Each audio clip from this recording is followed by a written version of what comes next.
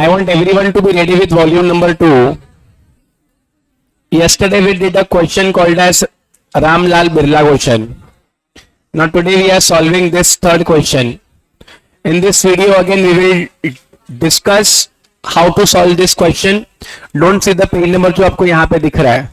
आप class notes में जाओ, मतलब नोट्स में जाकर आप पेज नंबर 4040 पे आ जाओ.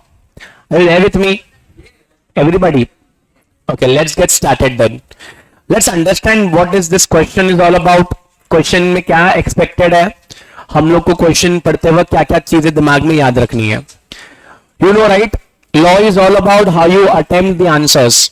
हमने बहुत मेहनत से कंसेप्ट तो पढ़ लिया है, सारे कंसेप्ट हमने अच्छे से समझ लिए, बट समझने के साथ साथ it is very important how you execute the answer. If you will not able to execute the answer, ultimately नील बड़ा सन्नाटा हो जाएगा, मतलब मार्क्स ही नहीं आएंगे. So it is all about how you practice it, and that the reason इस वीडियो के अंदर हम लोग डिस्कस करेंगे कि किस तरीके से इस क्वेश्चन को हमको एनालिसिस करना है एंड इसका एक्सपेक्टेड आंसर क्या होगा. आर यू रेडी बेटा जी? Okay, let's understand this question. Every day we will take a target कि भैया हम एक क्वेश्चन तो सॉल्व कर ही रहे. इससे क्या हो जाएगा बेटा, इससे हमारा कॉन्सेप्चुअल क्लैरिटी तो आएगा, बट इससे हमारा राइटिंग प्रैक्टिस होगा. So it is always recommended कि every day one question one day आप रखो ही रखो फॉर योर एग्जामिनेशन पर्पस. क्या मैं शुरू करूं? Okay, it says mister Balwant an old man by registered deed of gift. Do you know gift?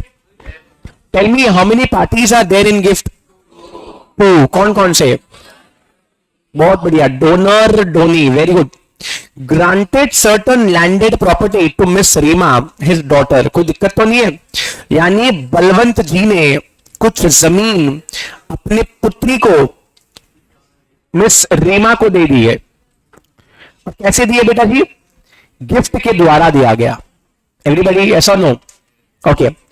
By the terms of the deed. Terms means they are talking about by the condition of the deed. It was stipulated. It was fixed. It was stipulated. It was fixed that an annuity of 20,000 should be paid every year. Annuity means yearly payment या annual payment. Annual payment of कितना बेटा जी? 20,000 to be paid every year. To whom? Mr. Sawant. कौन है बेटा mister Sawant? Mister Sawant is brother of mister Balwant. Okay, I think आपको किरदार समझ में आ गए होंगे. एक बलवंत है, एक रीमा है और एक सावंत है. On the same day Miss Rima made the promise that to Mr Sawant and executed in his favor an agreement to give the effect of the stipulation. यानी कि पापा ने जो बोला वो बात को मान लिया गया और सावंत जी को बोला कि भैया आपको हम पेमेंट एनुअली दे देंगे. मिस रीमा फेल टू पे द स्टिपुलेटेड सम. कितना पैसा था? 20,000. In an action against her mister Sawant she contended that since mister Sawant did not furnish any consideration, यानी कि सावंत ने कुछ दिया ही नहीं था. दिया किसने था? बलवंत ने. तो उसके पास कोई एक्शन लेने का राइट ही नहीं है. Examine with the provision of contract act कि भैया मिस रीमा सही बोल रही, गलत? सही है कि गलत है? गलत है. आप कंसिडरेशन, प्लीज ध्यान देना, आप कंसिडरेशन प्रोमिजी और एनी अदर पर्सन के पास मूव कर सकते हो. अरे बोलो हाँ या ना? एनी अदर पर्सन के पास मूव कर सकते हो. आज ही हमने पढ़ा था. यस, और एक बहुत ही क्लासिकल केस पढ़ा था, Chinnaiya versus Ramaiya. Don't you feel facts of the case almost same है? तो एग्जाम में ऐसा बिल्कुल भी नहीं आएगा कि आप क्वेश्चन देखोगे और आपको आंसर समझ में नहीं आएगा. हाँ या ना का जवाब आपको पहले से मिल जाएगा. But as usual let us understand, let us do some discussion कि हमको इस आंसर में एक्सपेक्टेड क्या है. जैसे कि आपको पता है it's a case law question, यानी कि हमको अगेन हमारे आंसर को 3 हिस्सों में डिवाइड करना पड़ेगा. एक होगा प्रोविजन, दूसरा होगा भैया जी फैक्ट्स और तीसरा होगा बेटा जी कंक्लूजन. मैं अगेन मैं आंसर नहीं, मैं एक्सपेक्टेड कंटेंट आपको बता देता हूं कि क्या क्या चीजें होगी। जैसे कि सबसे पहले हम लोग यहां पर कंसीडरेशन की डेफिनेशन लिख सकते हैं। Can you tell me consideration कहां डिफाइंड है? Section 2D। अब बेटा मैंने ना क्या किया मालूम है, जब भी कंसीडरेशन पे कोई सवाल पूछता है ना, तो मैं पता क्या लिखता हूं, मैं लिखता हूं कंसीडरेशन मींस क्विड प्रो क्यो।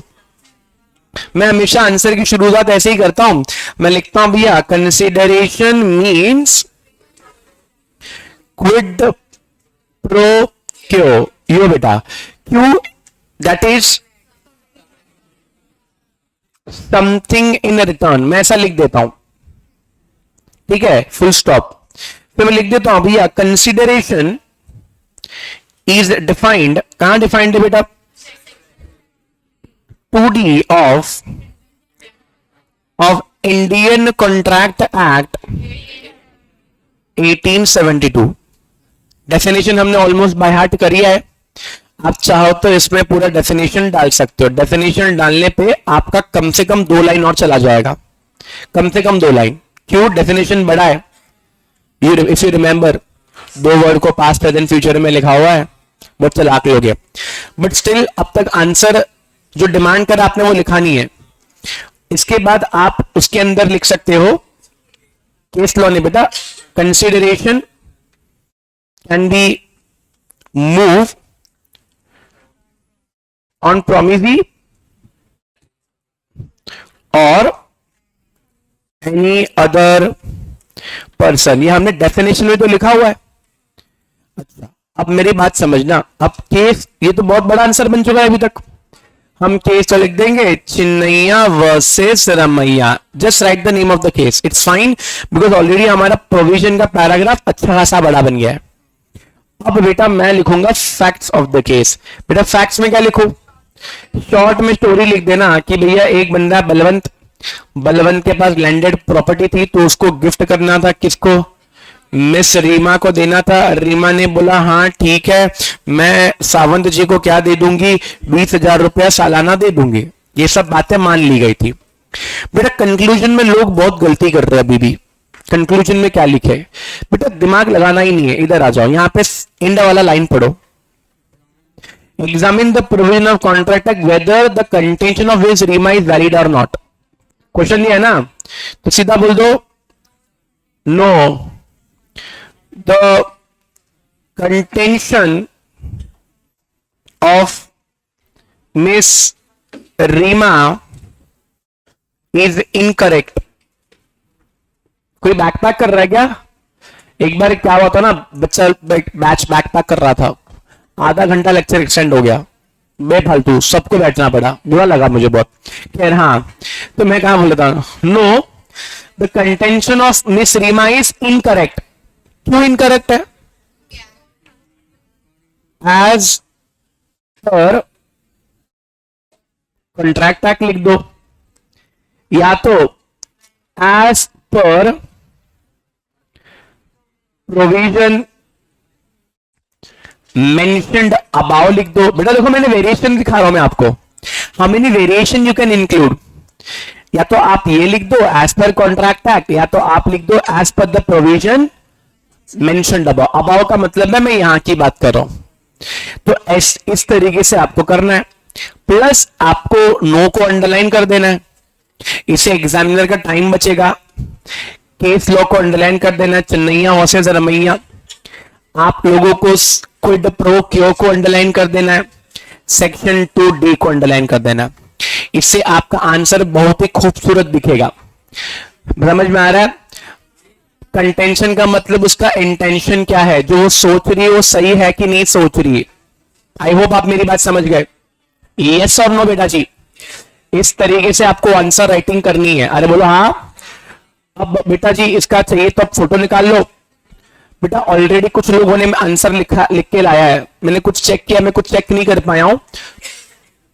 हाँ और मैं भेज रहा हूं। तो बेटा अभी आप बुक लेके चले जाओ। कल क्या करना बेटा, स्टाफ रूम में ये बुक रखवा देना, तो दैट मैं क्या करूं, आते ही सटासट सारे चेक करके आपको दे दूं लेक्चर शुरू होने से पहले ही। तो बैठे बैठे मैं सारा चीज चेक कर लूंगा। Bye bye, take care, good night, शुभ खैर, शुभ रात्रि।